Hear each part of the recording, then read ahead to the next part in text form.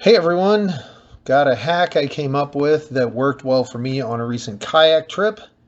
So I'm sharing it and maybe it will benefit some of you out there too. This is my 8-foot long Ascend 2-piece kayak paddle before and after. I literally hacked it with a hacksaw blade. Actually, I used an oscillating tool with a metal blade. This is the only paddle I've ever owned. I've tried a couple things to keep water from running down the actual paddle blade past the rubber collar, which is nearly completely useless, down the handle to my hands, which then of course is down to your arms, into your lap, into the kayak, and so forth. The white tape looking stuff you see there is weather stripping I put on a few years ago. It stayed adhered surprisingly well, but really hasn't done much.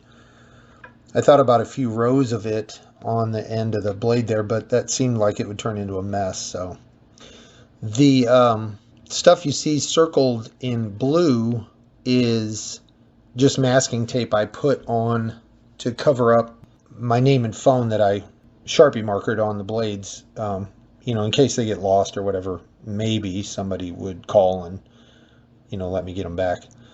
Anyway, it's not that I'm worried about getting my clothes wet or anything. In fact, I love water.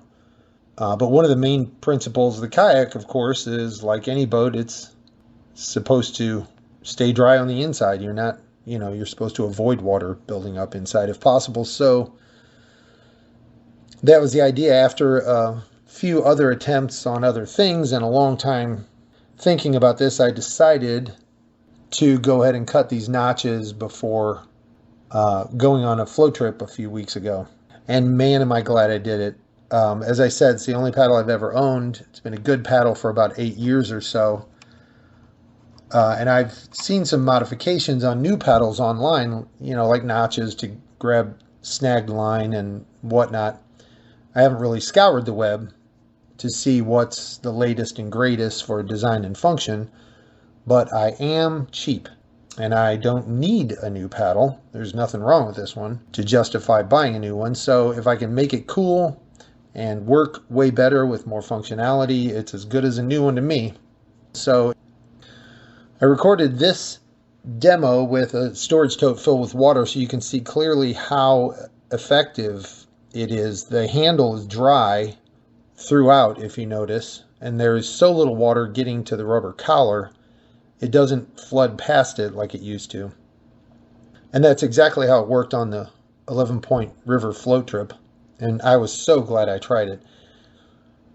You can see in these few video clips the actual float that my hands and the paddle are dry. And you can see down in the lower left that there's very little water buildup in the scupper holes.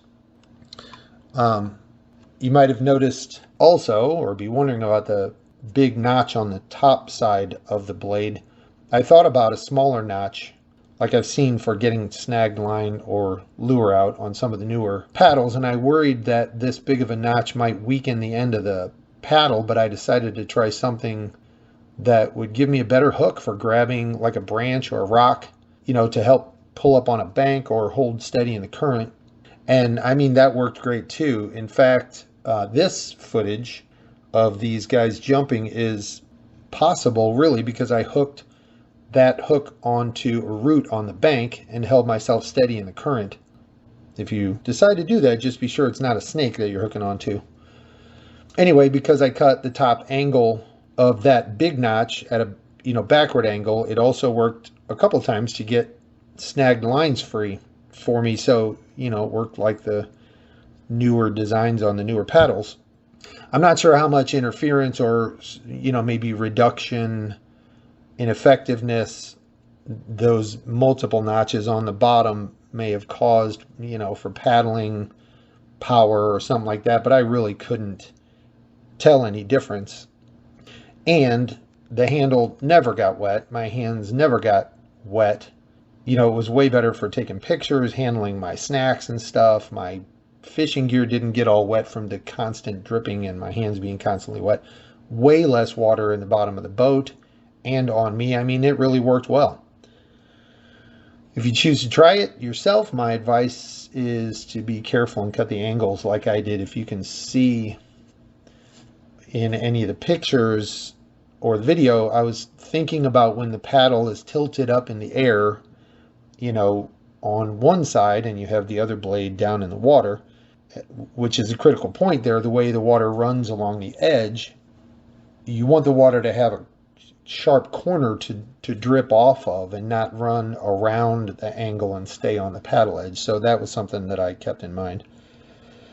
Anyway, give it a shot.